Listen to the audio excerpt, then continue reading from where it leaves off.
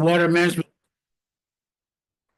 I'll call to order the Monterey Peninsula Water Management District special regular meeting of Board of Directors together on Monday, April 21st, 2025, 6 p.m. At the district office. Roll call, please. Director Anderson? Here. Director Daniels? Here. Director Edwards? Here. Director Lindor? Here. Director Paul? Here. Vice Chair Oglesby? Here. And Chair Riley, I believe, is absent. I don't believe he's in the audience. He's excused. Okay. He's not here. He's excused. And then, okay, go ahead. We're good. Okay. All right, then I would ask Amy if she would lead us in a pledge of allegiance. I will do it. I pledge allegiance to the flag of the United States of America and to the republic for which it stands, one nation, under God, indivisible, with liberty and justice for all.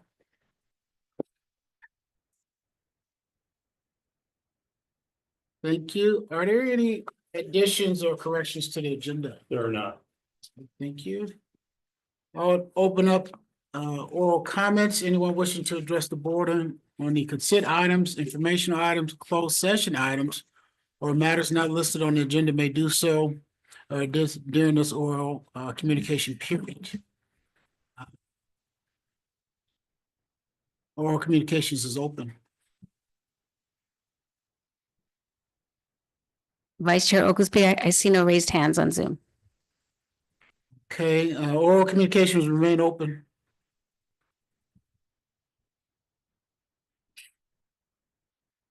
Okay.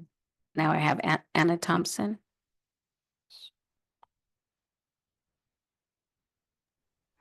Ms. Thompson, you ready? Yes. Good evening, everyone. This is Anna Thompson, a resident of Carmel. I cannot understand how CalAm, a monopoly whose main interest is to maximize its profits, the more they invest, the higher their profits, is still allowed to continue promoting a desal plant which we don't need, cannot afford, and it is harmful to the coastal ecosystems.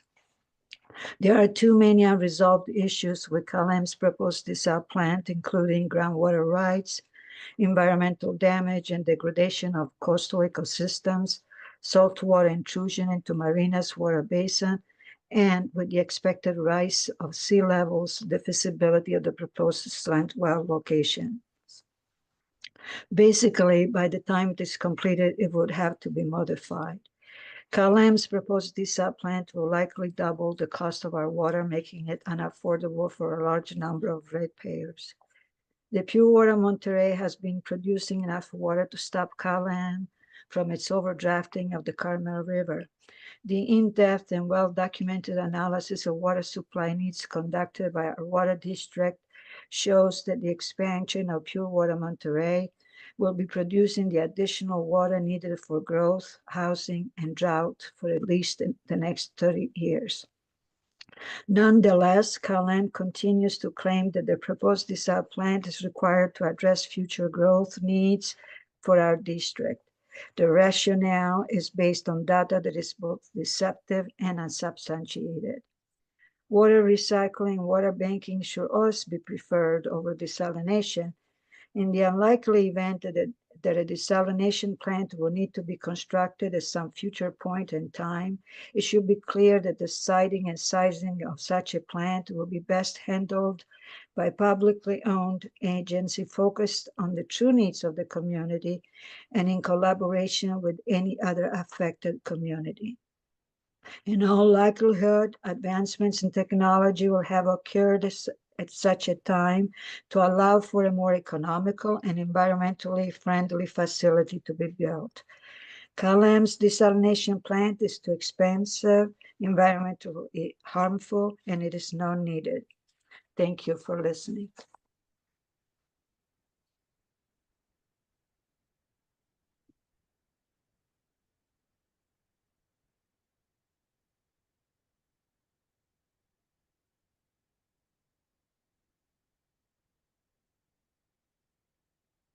Ms. Thompson, are you still there?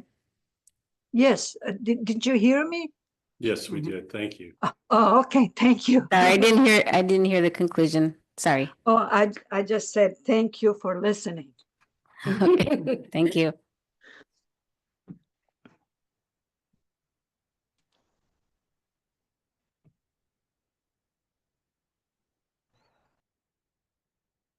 Vice Chair Oglesby, I see no other raised hands. Thank you. Oral communications is closed. We'll move on to consent calendar. Everybody should have received a copy of the agenda.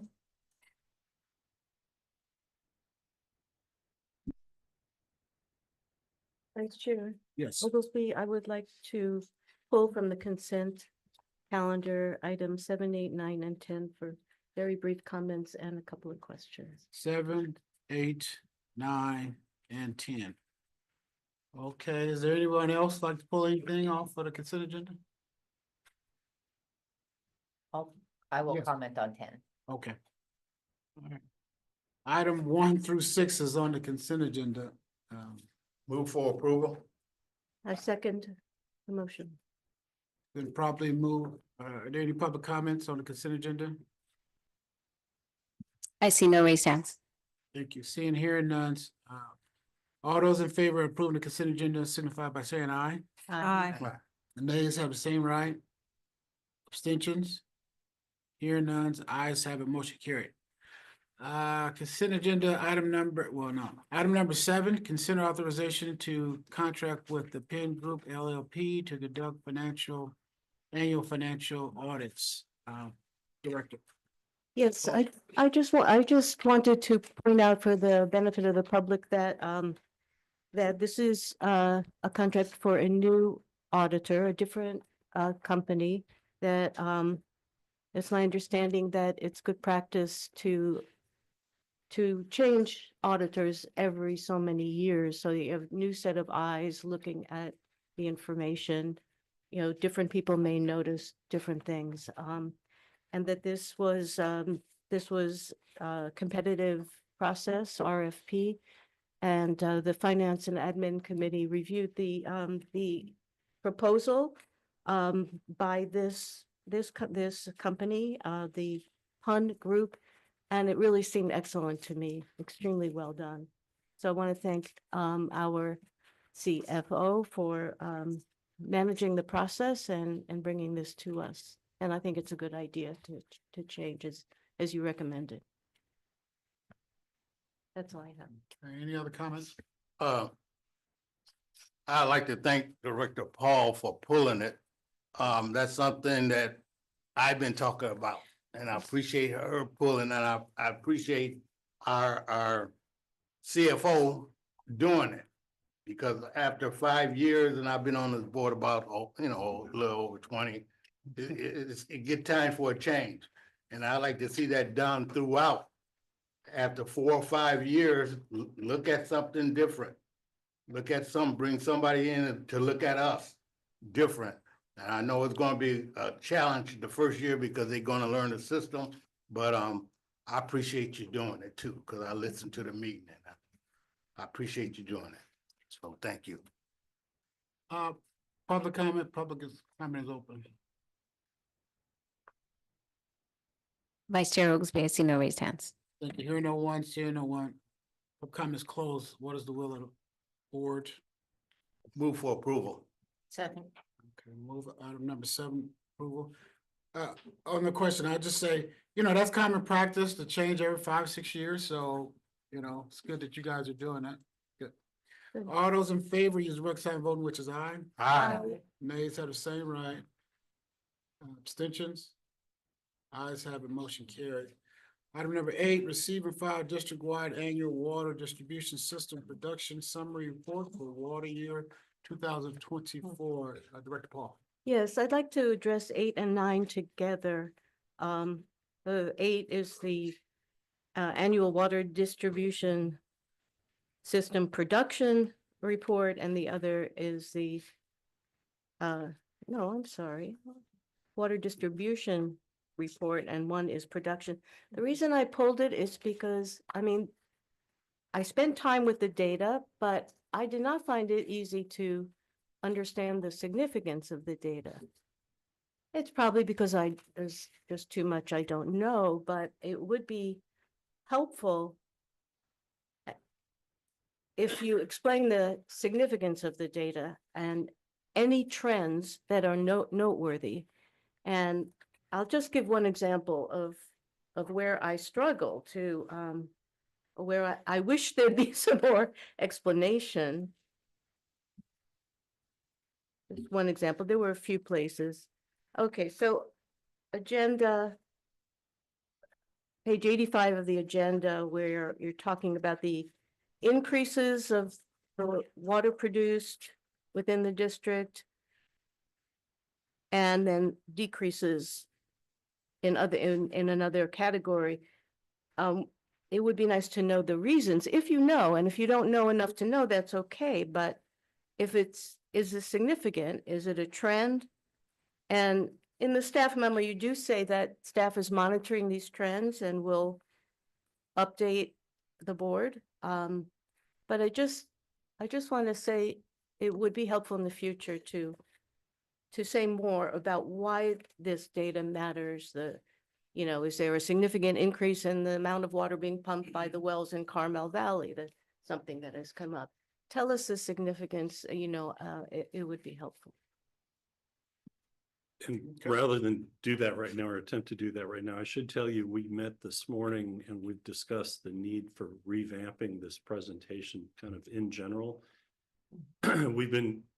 This is a work product that seems to have been, well, we did it last year this way. We did it the last 10, 12, 15, 20 years this way. And we've discovered there's data that's out of place or antiquated. But there are some good takeaways, and we've had directors in the past, for example, look at the differences in the first report to say, what's going on in Ryan Ranch? And this was before it got connected to the whole system. So I think that there are some things that can be learned, and we probably need to better tell you what those things are or where to look. But yeah, we met with Water Resources Division, the AGM, and myself, and actually Water Demand Division to say there's some shortfalls here, and let's make better use of it. So it'll be in the works. It'll be different next year. Good. Yeah. Good to know. Thank you. A comment about that, what Karen has just pointed out is, I read the data with the same kind of reaction, and I thought that just, for instance, here's a production within the Monterey Peninsula Water Resources, that it decreased by 1.3%. Well, that's really small. So why don't they give it, in the past years, it's been 1.7, or has it been 12.5? Is this a big deal, or is this just noise? Is it just noise? So that would have been very helpful. Yeah, I'll just throw you another one. The map that describes the zones, you first read of a zone in the annual report where it's just listing wells. And then all the way over in the right-hand column, it says what zone that well is from. Yeah. There's no legend in that report as to what those acronyms mean. It shows up in a map in the next report under item 9. And so even that simple little thing, it's a little bit out. So I think it's the old adage of once it gets published, you notice the errors. So. Okay. Room for improvement. Any other questions on 8 and 9? Public comment is open on item number 8 and 9. So with that, Hold on. are we going to vote? As soon as I come back for public comment, public comment is open on 8. Vice Chair Oglesby, I see no raised hands. Okay, public comment is closed on 8 and 9. Director Paul? I move approval of items 8 and 9. Second. Okay, so we probably moved to second. On the question, maybe there's some type of way before you guys start generating the actual report, this board can hear and understand and maybe remember to ask some of these questions about some of these items. Otherwise we'll get the report after again. And we, you know, the updates that you may want may not be included. Just like right now. So, I'm- Yeah, very good point. I did, yeah, I wasn't clear on that. I meant to say that there was some discussion in the report of, where the data was hard to get, or you're still in the process of collecting certain data or reading certain and so forth, and that, you know, when you have that data, more complete data, you can look at it again, and that would be a good, I don't know how long that will take, but if the conclusions with better data, more complete data are worth reporting, that might be, you know, that might be a good thing to do. Yeah, the ask is just to come back and say, we're about to start this thing, it'll be 3 months out. Is there any concerns? Yeah, I think we'll bring it through Water Supply Planning Committee, Perfect. Okay. Okay. some proposals. All right, all those in favor, use the sign of aye for approval. Aye. Nays have the same right. Abstentions. Ayes have it, motion carried. Item number 10, receive fiscal year 2023-24 mitigation program annual report. Director Paul. Yeah, I just wanted this too. I wanted to pull it because it deserves some public attention. It's you know, all this work has been going on for decades now to restore the ecosystem around the river, and it's actually very interesting. I've just read the executive summary that you put in the agenda packet, which has a lot of information, is very well done. And it's just all this work is being done quietly, but it is really improving the condition of the river in the Carmel Valley, which everybody, you know, appreciates the beauty of, and even people who don't live there. And so I just wanted to thank our staff been working on this, and just remind the public that this work is ongoing, has been going on for what, more than 3 decades? Is that right? Yeah. Yeah, and Thomas Christensen, who you can see on the screen, coordinates that. It's a thankless task internally, but it's a good read, and it's a good, so yes, we do one each year, and it does change slightly year to year, but it's a real great overview of the activities of the district. Director Daniels. Yes, just to piggyback on what Director Paul said, I actually wanted to take the opportunity to thank Thomas. I cannot remember if I did this in the last meeting, if we'd already had this meeting, but we had an opportunity in the Carmel Valley Village about, I don't know how many weeks ago now, to have Thomas come to the community and give a PowerPoint presentation that was left such an impression. And I mean, I sort of, you know, many of us lived through this, but I didn't have a recollection of what the condition of the Carmel River was 3-4 decades ago. And so getting to see these photographs that he presented, if that hasn't been presented to the board, it would be well worth it to take a look at what the condition of the river was in the 40s, in the 50s, in the 80s, and in the 90s. And it's really tremendous to see the recovery that's happened. And so I did want to thank you, Thomas, once again for coming out and providing that information, because for the folks that are concerned about flooding in their neighborhoods, the sort of knee-jerk reaction is always just dredge the river. We used to dredge the river. Why can't we dredge the river? And to go back and really hear firsthand why we've restored this habitat and what it's actually done for flood mitigation is pretty impressive. And so amongst many other things. So Thomas, thank you so much. We really appreciate that. I had another comment, but you unmuted. Did you have something you were going to say? Well, I just wanted to thank you for that. And I wanted to also report to the board that David Boughton of NOAA Fisheries is going to give a presentation on the recovery of the Carmel River as well at the Salmonoid Restoration Conference in Santa Cruz, and borrowed some of the photos as well that show kind of the river kind of back in the day when it was pretty degraded, and some of the recovery. So anyway, thank you for that. I appreciate that. Super cool. And then the other thing is I have heard a lot from folks with an interest in, mostly from the Kashawa area, with questions about the Los Padres Dam.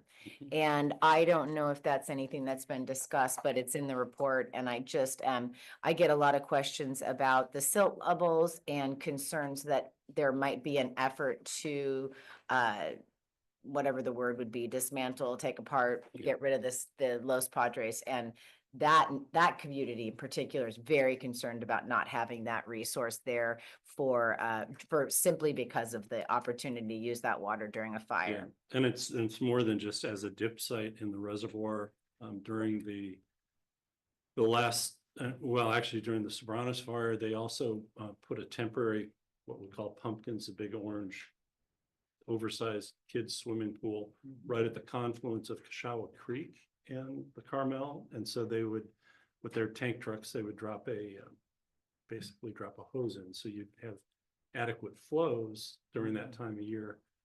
And they also use the plunge pool, which is the bottom of the spillway, as a source. And so they were using 3 different water sources to fight the Sobranos fire. So we've heard those concerns quite a bit. And I'm not sure, not to degrade the statements made by CAL FIRE, but they've said, whatever the situation is, we'll deal with it. But that's not been a satisfactory answer for the residents of Kashawa. Sure. Thank you. Yes. Thank you, Chair. I'm glad this one was pulled too, because listen to the administrative committee, it looked like this one is going to become a hot item in the future. I would not like to see it on consent calendar next year. I'd like for y'all to give a presentation because the district needs to know where we are going on the river. Cal-Am is off the river. Now we have to make a decision on what we're gonna do. I heard the administrative committee talked about the facility out there. We need to start telling the public, are we gonna run it or keep it up? Or are we gonna turn it out? So, turn it around or whatever. But in the future, I'd like to see this report given as the information or action item so the public can know what we are doing. I'm glad Director Paul and Director Daniel pulled this because saved me a lot of talk in the future. So let's make this one a report to the district and do it like you do it at the administrative committee. Thank you. Yeah, let's just see about that, because the report is what we've been doing all year. We should be reporting on those individual items all year. It's not just wait to report it, because that's afterwards. That's telling the folks afterwards, but you're doing stuff during the year we should be hearing about. So if you're concerned with those issues, we definitely need to talk about it during the year. So, good points. Let's take it out to the public. Vice Chair Oglesby, I see no raised hands. Thank you so much. Public comments closed, bringing it back to the board. What is the will? I move approval of item 10. Second. Thank you so much. Been probably moved to second. All those in favor use the regular sign voting, which is aye. Aye. Nays have the same right. Abstentions, hearing none, ayes have the motion carried. Thank you. Let's move on to any board, No, there's an General- interim item here. yeah, it's on the other agenda, but not on this updated one. That's the announcement of your deputy? Yes. Okay. Your assistant, go ahead, Jerome Manager. Well, last month, I read extensively from our press release for the hiring of our new assistant general manager. Now we have him in the flesh. Wow. Mr. McCullough was to join us April 3rd and returned from a school chaperoning trip with his wife with COVID. So he began the following week and has been hitting the ground running. I think Friday he went out to see the fish weir and the Sleepy Hollow facility. So he's getting an overview of some physical assets. He's met with every department now at this point, I believe, to learn their function and goals. And I've CC'd him on just a wide variety of things so he can get a flavor of the day-to-day, but he'll be Well, he's already a key team player, has gotten us some important meetings already set up for the lifting of the CDO discussions. While we have members of the state board here with us at Aqua in 3 weeks. And I'll be reporting on that to our general counsel later this week when we've got them locked up. So we're very happy to have them. And I don't know, Mike, you're such a man of few words, but I think you can come up with a couple here. Yeah, I'm just really glad to be here. And, you know, I've been a resident of this Salinas Valley, Monterey Peninsula for 25 years and, you know, worked next door for 13. And I kind of thought I knew what the district did on a regular basis, but it's really been eye-opening as to the depth and the breadth of, you know, the regulations that the community has embraced over the last 30 years of, you know, really taking conservation to heart. And then just on the last Friday, just going out and seeing the facilities. I mean, I think the district should be applauded for just their foresight on just the fishery restoration and habitat stream bank restoration. You know, that just doesn't happen overnight. And so, you know, it's really important to see that environment thriving. So just really excited to be here and see where we can go in the future. Happy to have. Thank you, Mike. Yes, thank you. Welcome. Welcome to the district. We really look forward to you and what you bring to the district. So thank you so much for coming, I would say across the street, but coming over the patio right next door. Anyone else? Anybody else want to welcome them aboard? We all do. Welcome. Yes, there you go. And I will say that I don't know how, if he knows how often that we kind of, I could say harangued our general manager to find somebody to come in and learn what he's doing, but we're very glad to have him. There's definitely work to share. Yes. Yes. That's a good point. And Dave, that was it? You doing a That's little- all in the introduction. I do have On number 11, your Number report? 11, yep. Okay. So we're officially at the mid-year of a water year with March 31st reporting. So all of these are still a little early relative to the year as a whole, but pretty relevant as it pertains to the wet season because it's looking like our season of rain is over. So with that, next slide, Sarah, please. So just looking at the Monterey Peninsula Water Resource System, which is just the Carmel River and the Seaside Groundwater Basin as the two predominant sources, natural sources. What you can see here is that basically the differences are small, which means we're coming into balance between actual and target. So we had been a little over reliant on the Seaside Basin, a little under reliant on the Carmel River, and then we switched to over reliant on the Carmel River in the second quarter and less so on the Seaside Basin. Now they're all kind of coming back to whole, which is good. Next slide, please. The takeaways here are there's still some water in the ground at Pure Water Monterey Recovery.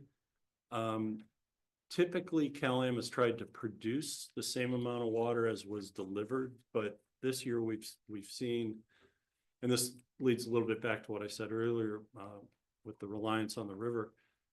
December, January, and February, we delivered water to Cal-Am that they didn't match kind of gallon per gallon on withdrawals. So that's why there's still a couple hundred acre feet of delivered water still sitting in the ground, which we expect them to catch up through the next part of the year.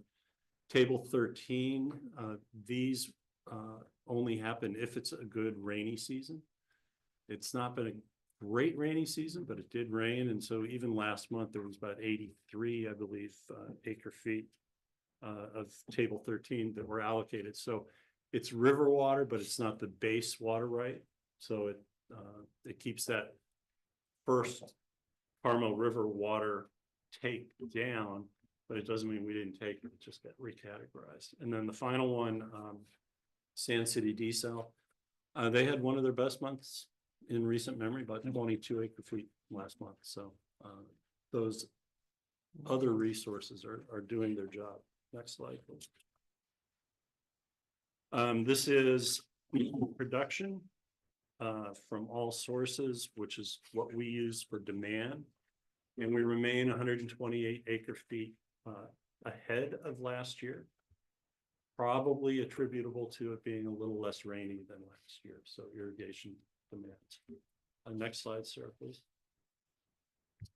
This is precipitation.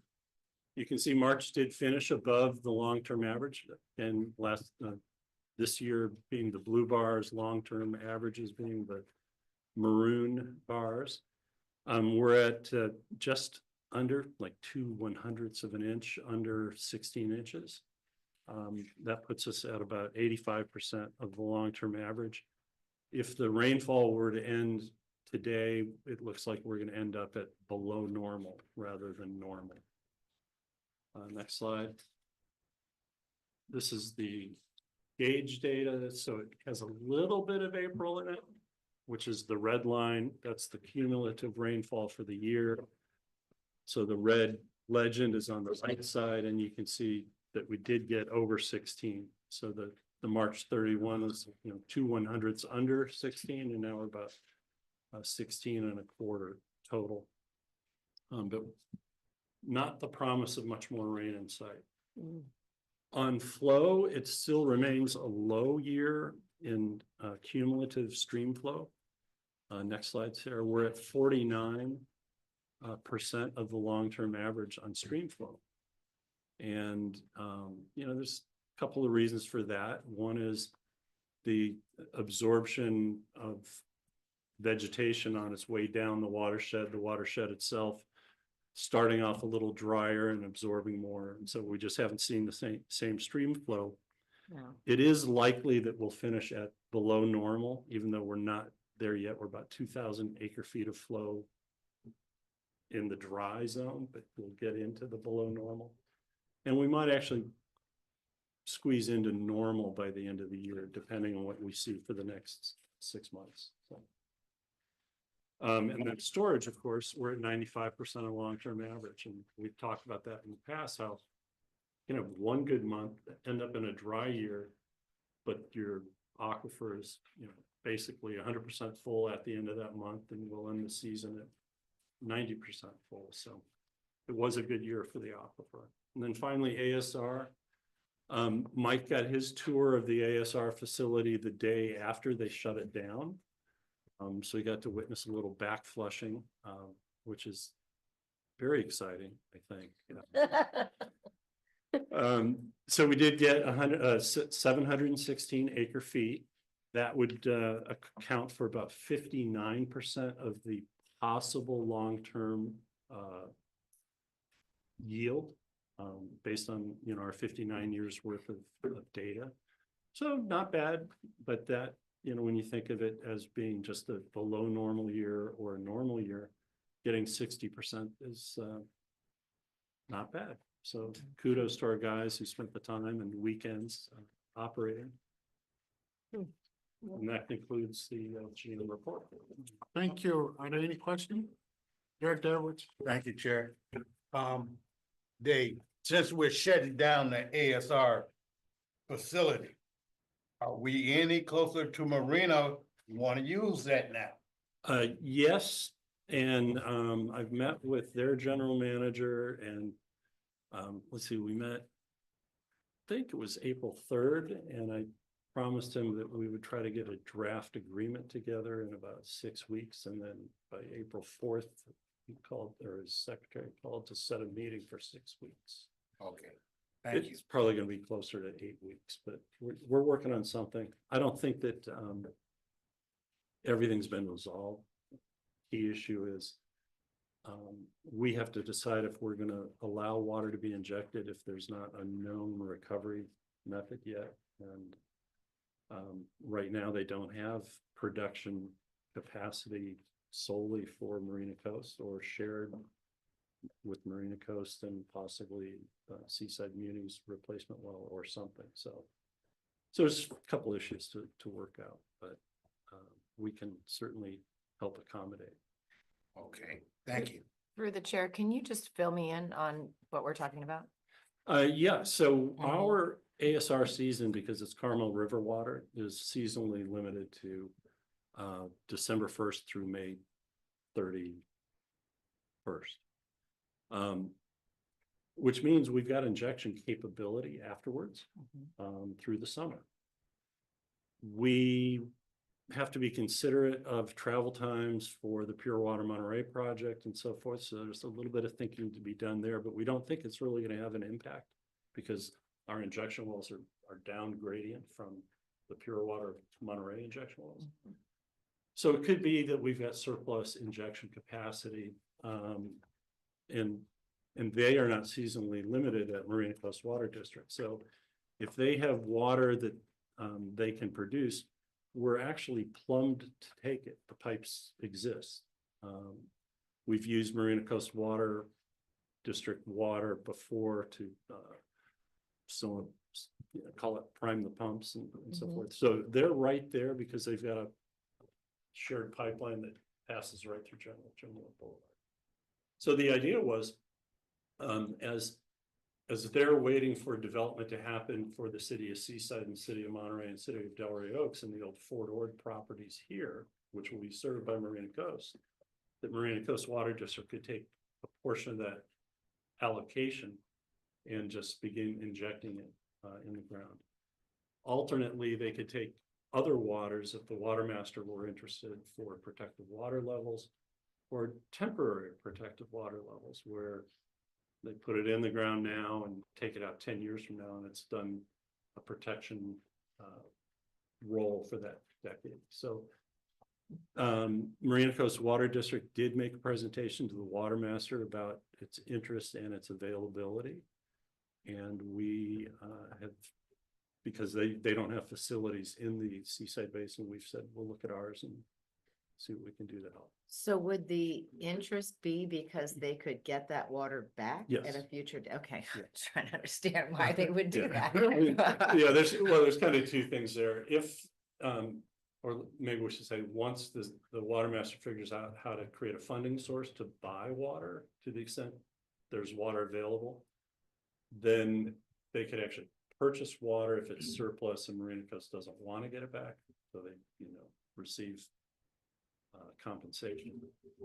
But Marina Coast's initiative started with just let me bank some water and build up a supply now, because eventually I'm going to need to serve the old Fort Ord. Got it. That makes sense now. Thank you. Okay, any other questions, comments?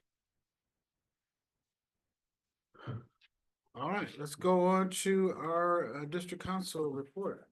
Thank you, Mr. Mayor. I'd like to direct you to page 129 of your packet. This is the pending litigation report, and I do have David Laredo here, who is lead from our office, who covers these cases. Just a quick note that the text in the document that's highlighted is the new information. Everything else is the pending report. So I'll turn it over to David. Good evening. Good evening.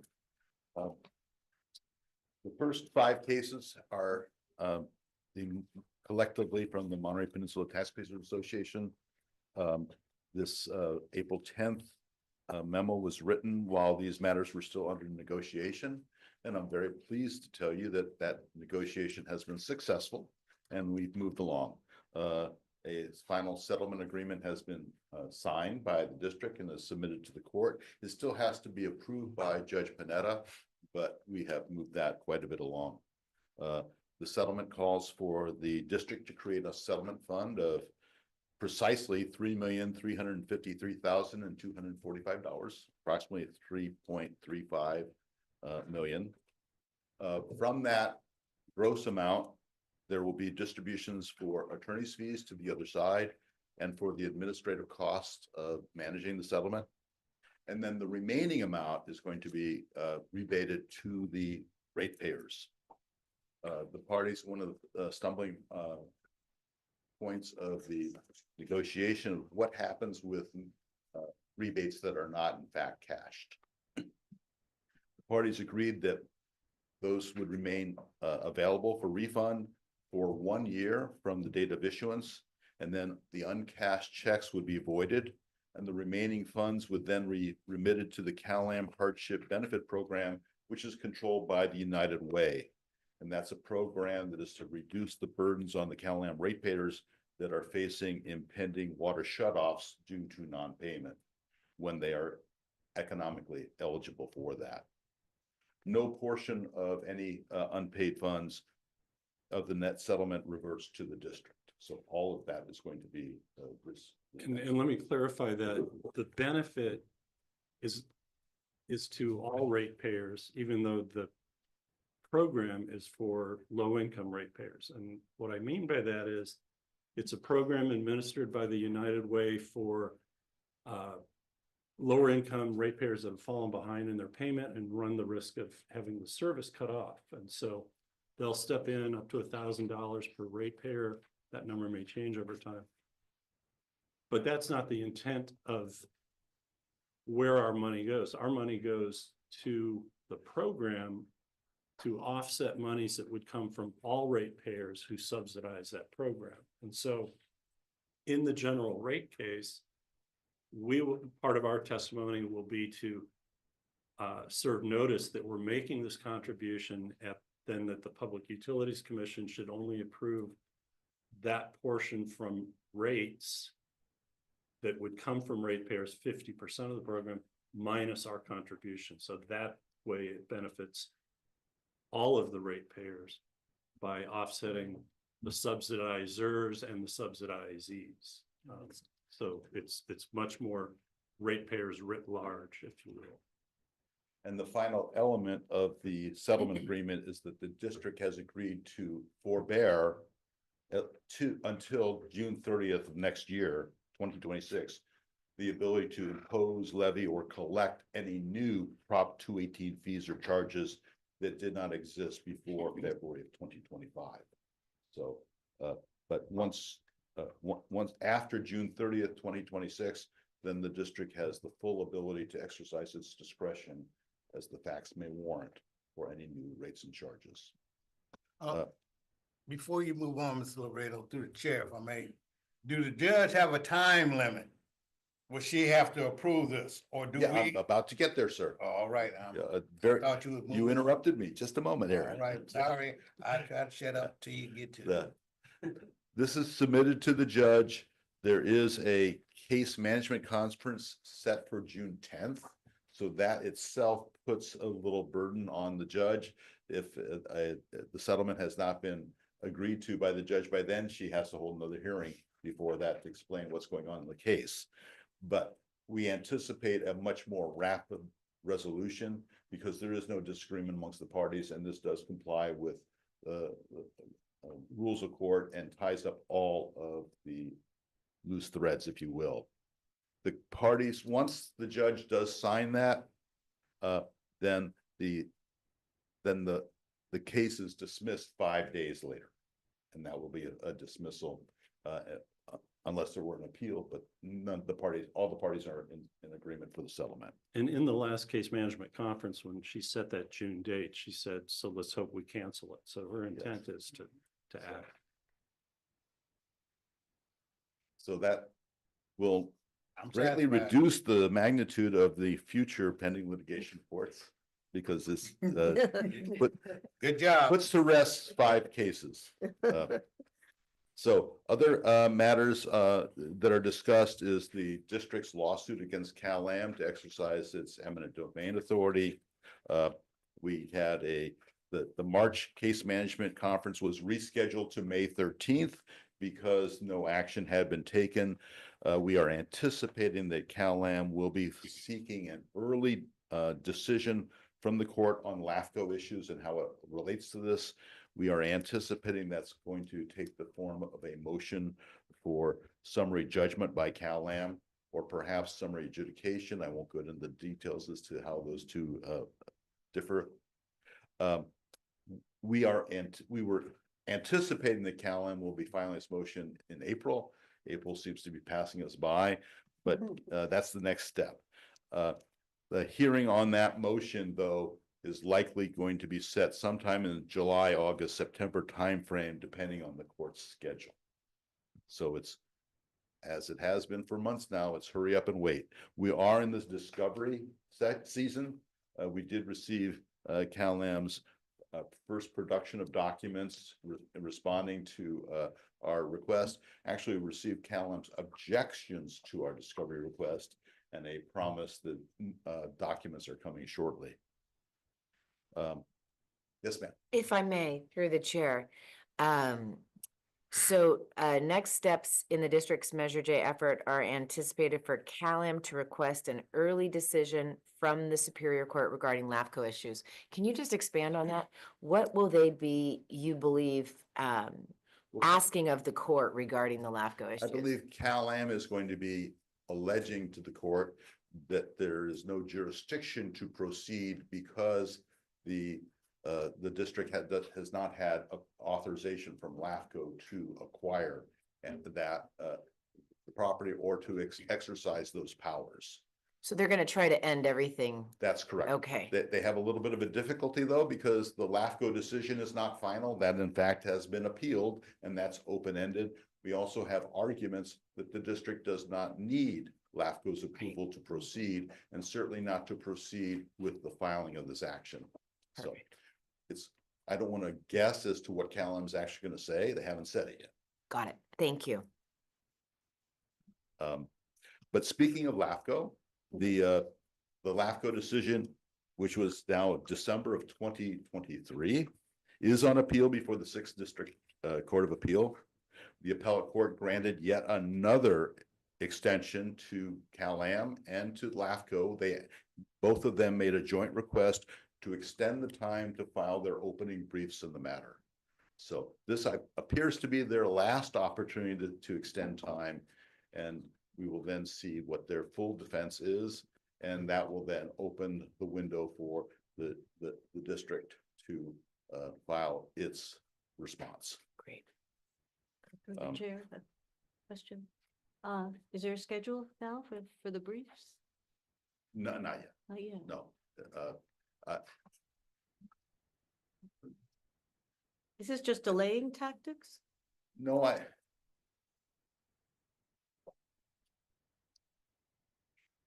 don't think it's in CalAm's interest to delay the appeal.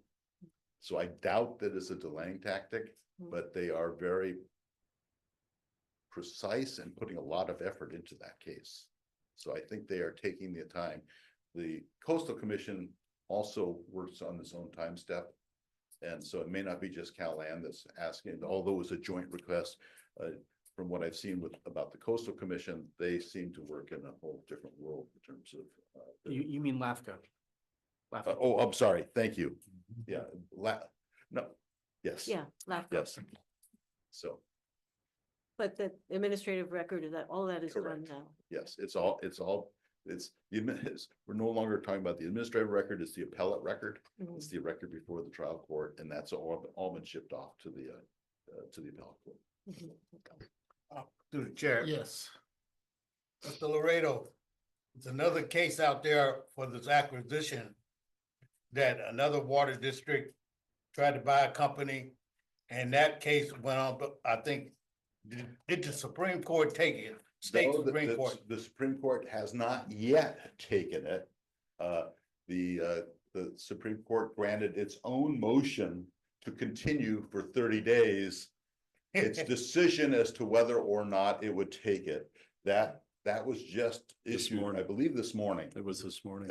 And from what I understand about the appellate court rules, this is their last opportunity to extend that time. So they have 60 days, and that's tomorrow. So today, this morning, they extended it by 30. Yes. Being a one shot. Okay, Correct. thank you. But that's still out there, and that's going to have a tremendous effect on how our trial decision is going to be. That's why I asked. Yes, That's why I'm thank you. facing it. So once CalAm files, then we'll have our opportunity to file briefs. The next is the City of Marina Water Management District and Marina Coast Water District challenges to the Coastal Commission. That's on tonight's closed session later. And I won't go into great detail on that. But we Okay. did have our, let me go into a little detail. Go ahead. Get every questions. Speak a little Okay, bit. okay, Yeah. just. So the trial on the merits was in December and in January. Then Judge Wills took the matter under submission. In early April, he issued a 118-page decision that denied the petition and ruled in favor of the Coastal Commission and Cal-Am. Specifically, the decision notes that a different result might have been equally reasonable, but the court recognized that the court's role was very limited because this was an administrative decision. The court was not exercising its independent judgment, but merely looking at the judgment that was exercised by the Coastal Commission and said, was that decision unreasonable or did it deviate from the evidence? And the court, while recognizing that an alternate decision could have been made, that it did, and that its role was to defer to the Coastal Commission, and based upon that limited standard, the court concluded that the evidence did support the Coastal Commission's action. The decision did allow objections to the intended order to be made. And all of the petitioners jointly filed objections to the order, 48 objections in particular, and those were filed and lodged with the court. Then Cal-Am and the Coastal Commission were given an additional amount of time to April 29th to respond to the objections. So where that is now is that the Coastal Commission and Cal-Am have this opportunity to file their response. I would anticipate that Judge Wills, who is a very careful, thorough judge, will take a look at the 48 objections that might give him reason to modify in some way a portion of his decision. I'm not anticipating a wholesale reversal of his intended decision, but there will be some refinement. That would be my guess. My sense is that because that Cal-Am's and Coastal Commission's response will be not received by the judge until the very end of April, I would anticipate that the judge's decision will be issued somewhere in May or early June. And then we'll have an opportunity to see that, to determine what actions might be taken thereafter. I know that one of the things that Chair Riley, when I spoke with him, said that he wanted to have discussed tonight in closed session was because the judge did say that comment would be allowed on the objections, but that, while that's what the judge did say, it's not comment by the public at large. It's not an opportunity for people to write letters. The comment would be by the other, but first of all, by the petitioners commenting on the decision, and then for others to comment on our objections. So it's a very limited and So opportunity. let me just jump in there. One more. No, let me just jump Okay. in there. What are we gonna have for a closed session if we talk about it right now? I know Yeah. you're not giving no secrets, that's what I'm saying, I know that. But I'm just saying the discussion is, so we want to save some of our questions and answers for fuller discussion. I would welcome that. So was there any direct questions that he can Yep. answer out here? Well, you just filled it in, up to tonight. I'm glad you did, but one question I got, how much money have we spent on this so far? I got a email, $105,600 up to now. Now you done some work. I know that's not in there, is it? No, it's not. Those bills have not all been issued because that's work that was done in Oh, April. okay, so that's the district portion. I don't know if we can get what the rest of them put in here so we can tell the public how much this would cost the peninsula. Yeah, So, and there's more discussion to that end, but we don't have a good number yet because the continuing. I think the public gotta know, and as soon as we can get that portion of it. I like the $105,600 so far. We're keeping track. Thank you. And the remaining items that are discussed in the pending litigation report are Public Utilities Commission items, and there's no, you'll note there's no yellow highlighting of those matters because nothing has happened that is reportable. And likewise with respect to the attorney's fee claim by the Sierra Club. That concludes my report. I'll see you again in closed session. Well, let's see if there's any other questions. Are there any questions on any of that stuff? I have a question. Yeah. The attorney's fees from the Sierra Club that you just brought up. I remember us hearing about that because the Sierra Club mentioned, like, Renewed its claim. renewed its claim. Have we not heard anything since then? No, we have not. Got it. Okay, thank you. Our last position with the Sierra Club is to ask them to clarify not only their claim against the district, but their claim against Cal-Am. We have not gotten any definitive response. Okay. They're aware of our request. Okay, thank you. Are there any time limits on that? No, Because we're still waiting for them to make that claim. Okay, and then I had just one more comment, I guess, for you and the general managers.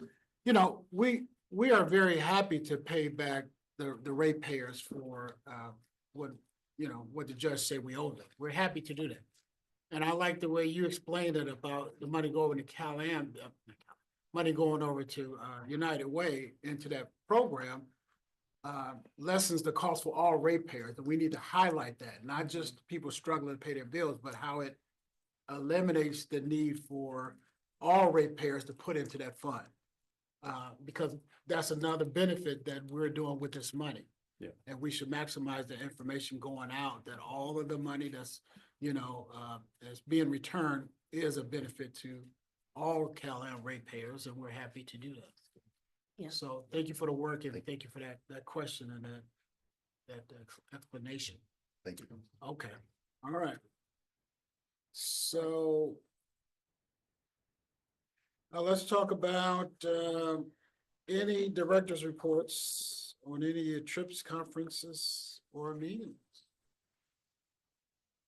Who wants to go Director first? Edwards, are you going to report on No, the you go ahead. You keep track of that, district, special district? special district. Yeah, thank you. Okay, so Director Edwards and Director Riley and I all attended the special districts meeting last week. So a couple highlights, the speaker was the staffer for Robert Rivas, the assembly speaker. It was quite interesting. He has been attending those quarterly meetings.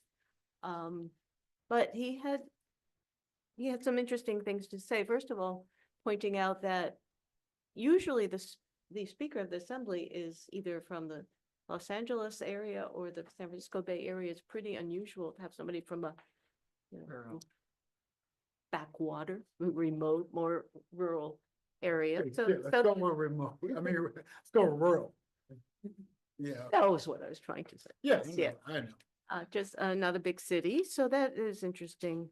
What he reported on was all about the legislative set work. A lot of it was about the budget. What's one item of interest is that led by Assemblywoman Buffy Wicks, there is a package of bills to try and address all the regulatory obstacles to building housing. And he didn't go into a lot of detail, but it does include some bills proposing reforms to CEQA to try and protect what's good about CEQA, but do something about how much of an obstacle it has become to building housing. So that is interesting.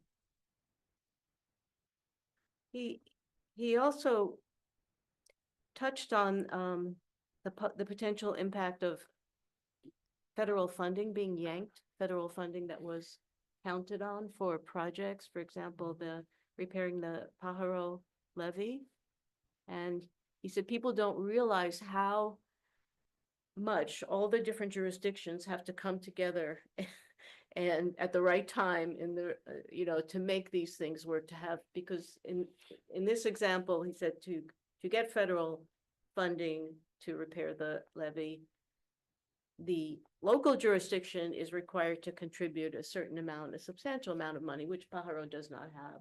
And so he said it was worked out, the state would basically contribute the portion that the local jurisdiction is supposed to contribute so that we could get the federal money and have it done.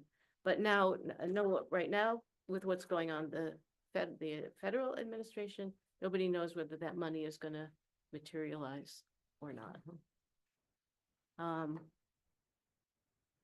Another related thing is that the cost of projects, construction projects, that special districts are doing, may become more expensive, more difficult because of, the cost, what's going to happen to the cost of supplies.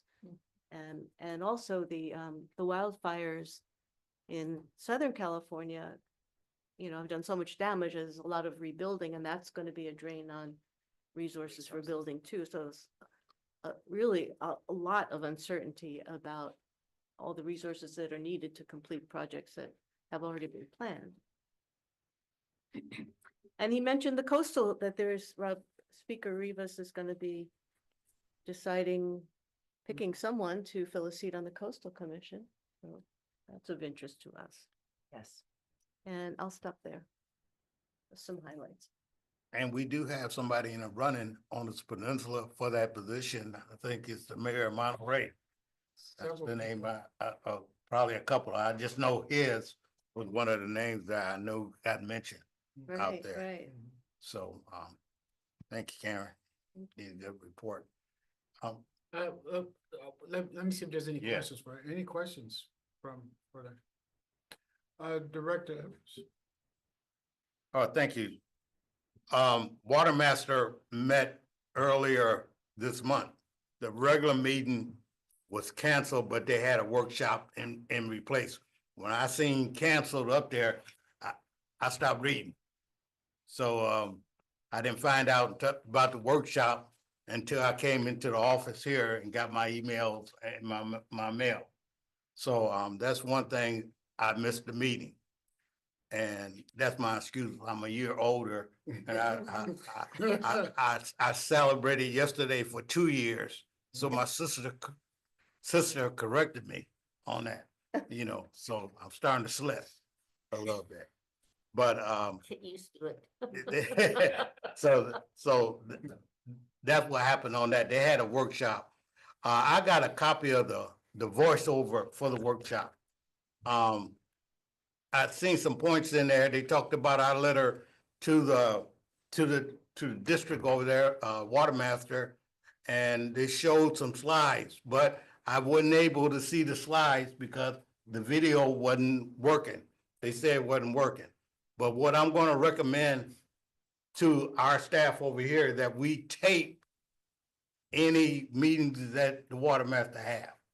Now, I don't know through legal if we can post it on our website, or do we have a problem with that? If not, post it so everybody can keep up with it. We need to know what they are talking about and see what they are talking about, the boundaries. So, GM, if possible, could we set up something that we can tape that meeting for the board over here so we can look at? And Mr. Laredo, could you check and make sure if we post it on our website, is that legal, or can we do it, or can we not do it? So I will confirm, but it is a public meeting, which means that it does get publicly broadcasted, which means it's in the public space. So I imagine that we wouldn't have an issue doing that. Are All there minutes of the meetings, of the board meetings? yeah, they are. They do minutes, yeah. We could But- provide a link to those minutes. Yeah, we need to keep track because they showed something that we should be looking at. Even though our staff is looking at the meetings, they come in, I need to look at what they are talking about, and this board need to see what they are talking about. But the voiceover, I got the sound from it, and it was good. I knew how people talk, but, that was a meeting I should have been at, and I missed it, and I take the blame for that, so I won't miss another one, because everybody gonna be telling me it's a meeting. Right? So help Director Edwards out a little bit. Okay, thank you, Chair. No problem. Any questions about that? I would just say to the General Counsel, General Manager, the issue with the water measure is they really don't have a way to broadcast it, right? So if it's easy to do, or you guys want to record it, they would probably love to have it blasted out wherever you want to blast it out. However you want to do that. And Director Edwards has been leading that charge to get them to push out that information, the recordings of meetings. Let's move on. Action items, number 14, consider removal of, is that ordinance number 9 or that 9? Nine ordinance, yeah, it should be plural. You see that. Okay. Reference from district website. Yeah. General Manager. This is probably gonna seem trivial and frankly administrative, but since I've been here, we haven't had this occurrence, but I've always been kind of bothered by it because it's not a law of the district unless the board passes an ordinance. And so we have traditionally in the past posted an ordinance that was considered by the board and for 3 reasons not approved by the board, either no action taken, either sent back to a committee or rejected. And it just strikes me that apart from historical curiosity, that's an odd thing to do. And because it had gone on for 20 years prior to me getting here, I didn't want to just take an administrative action to change it. So, so the ask is that we demise those 9 ordinances and also direct the new policy going forward that unless it's passed into law, it won't get posted. If it gets passed into law and then ultimately gets rejected later, we still leave it out there because it was a district law or ordinance at that point. But certainly anything that was considered and rejected doesn't carry the force of board approval. Right. That's right. Question. Director Daniels. Yeah, I assume that the ordinance lives somewhere because it was on an agenda and then information Board about it packet. was on minutes. So it does exist. And we'll always be able to answer a Public Records Act request or somebody writing the biography of the district. So it'll be there. Sarah will sequester them in a known place. And to the point where whether it was there or not, and I understand it's there, but we're not talking about removing it like it was never there. We're just saying where it won't be a hearing to it. It won't be an act of ordinance. That doesn't mean that we're removing it from the history. Right, it's still, it'll be in board packets, it'll be in a file folder somewhere and so forth, but it's merely a historical curiosity. But if you're in there looking at ordinances, there's no point. No, and it could Sounds- confuse people. Yeah, confuse people. It was It's not- weird that it was posted and published in the first place. It Yeah. sounds- Yeah, well, it seems like you took care of all of them right now. Maybe in 28 years from now, it'll be something that we're passing tonight. Well, and I did look at resolutions to see if we did any of the same type of thing where you bring a resolution forward and then the board didn't approve it. Doesn't appear to have any of those posted, so. Okay. Any other questions before we go out to the public? I just wanted to, if I can, make a comment on the ordinance listing. So what Dave's referring to is on the webpage, we have the listing of all the agendas, ordinances, the title and number. And the ones that he's referencing are, there is a note on there, either board didn't take action or rejected or whatever. The ordinance itself was not really posted. Yeah. Just to be, and then I do keep an extensive log of Right. all the ordinances and resolutions, any notations of what happened at the meeting. And that's what I was getting to, right, in the archives, because the thing is, what, for example, you're not gonna use the number 46 again. Right. Right, that's what I was trying to explain. Got Right. It's not gonna go away, it just, you have to account for that number. Right. So, public comment is open. I do have Melody Chrislock.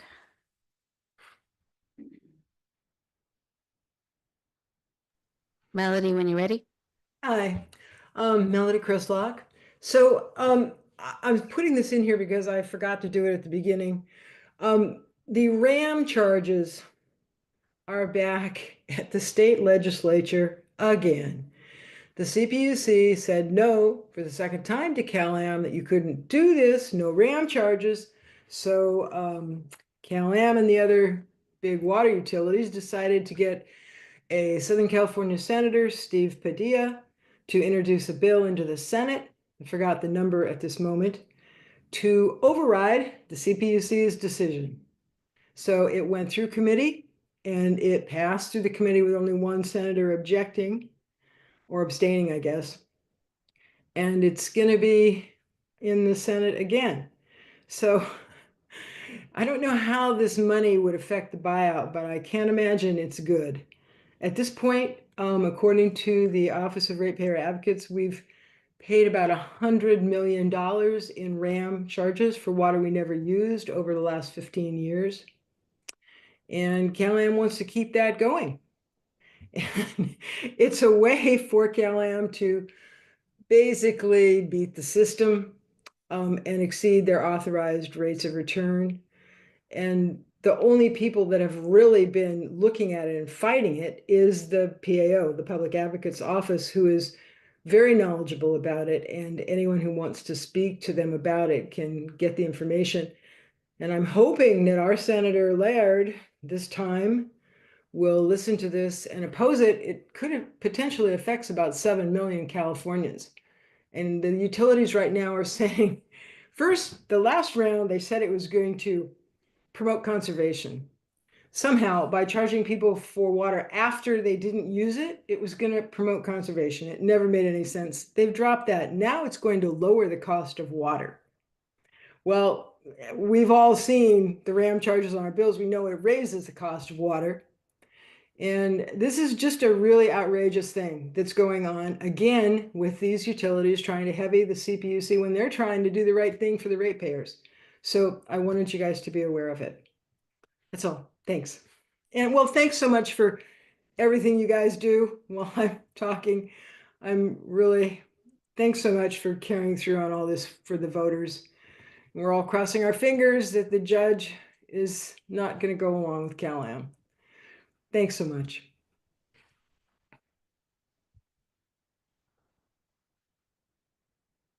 Vice Chair Oglesby, I see no other raised hands. Thank you so much. Public comment is closed. Bringing it back to the board before I hold the motion. General Manager, you got staff recommendation here, but does it include everything you wanted to do, which update the policy about? Because you said two things. I don't see it in there. Yeah, it says adopt a policy that ordinances that are not enacted shall not be posted nor be maintained. Is that policy that around here? Yeah, And to remove the 9 Yeah. presently posted ordinance. yes. You know, we got the removal, but is the ordinance somewhere around here? I haven't seen it, so it's kind of hard to adopt that. But the motion can give you direction to come up with it. That's what I'm going to be clear. So we're looking at adopting a policy today. We're not adopting it. Okay, Bottom of the policy. page. So it's covered?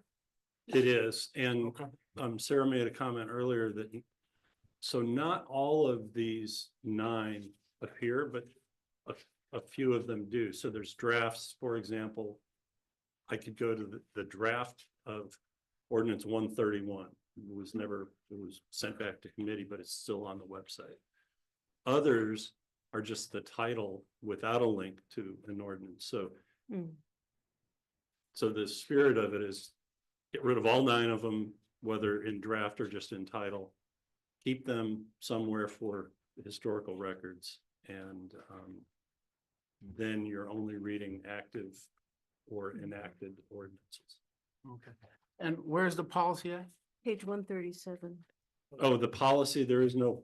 We're just it's- adopting a It's just by policy. adopting the recommendation that you've stated Having it'll made be a board motion. policy. Recommendation. Just the at the bottom. The recommendation. recommendation, yeah. Okay, the sentence is the policy. One sentence. Okay, I'm just, all right. That's good. So, Director. Okay, I move that we adopt a policy that ordinances that are not enacted shall not be posted to the website nor maintained in physical copies among the enacted ordinances and remove the 9 presently posted ordinances. Second. Thank you. It's been probably moved to second on the question. No question. All those in favor, use the record sign voting, which is aye. Aye. Nays have the same right. Abstentions, ayes have a motion carried. Item, okay, let's. Board comments and discussions. Any comments from the board?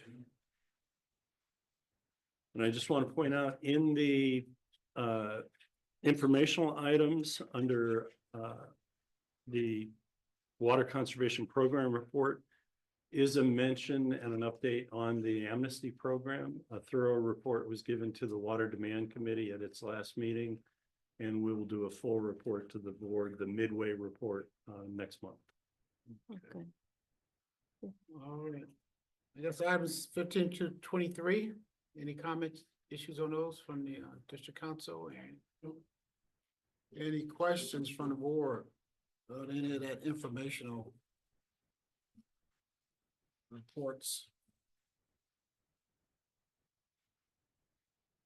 Okay, we'll move to adjournment of this regular meeting. And the regular meeting is adjourned. We'll adjourn to closed session. I asked our council to read us into closed session. Yes, thank you, Mr. Mayor. So we are going to be entering into closed session regarding one item. This is conference with legal counsel regarding the City of Marina, Monterey Peninsula Water Management District, and Monterey and MCWD and Marina Coast Water District Groundwater Sustainability Agency versus the California Coastal Commission and Cal-Am Real Party. This is Monterey Superior Court case number 22CV004063. We'd be looking for public comment before we adjourn into closed session. Okay, public comment on our closed session items is open. Mr. Oaksby, I see no raised hands, and I do not know if Director Riley is on. Yeah, I think he's the very first phone number. His mobile is 7205, so that's 205. Well, I want to, public comment remains open on our closed session item. I see no raised- Thank you. Apologies, I see no raised hands. Hearing no one, seeing no one. Public comment on our closed session items is closed. We will move into closed session. If you can give me just a few minutes for the audience to leave. Members of the public, if you can please remove yourselves from the meeting.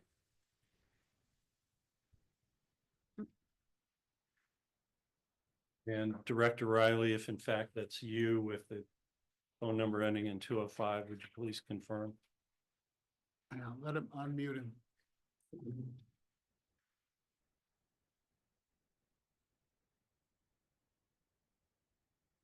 Director Riley? Or asking him to unmute. It's not unmute.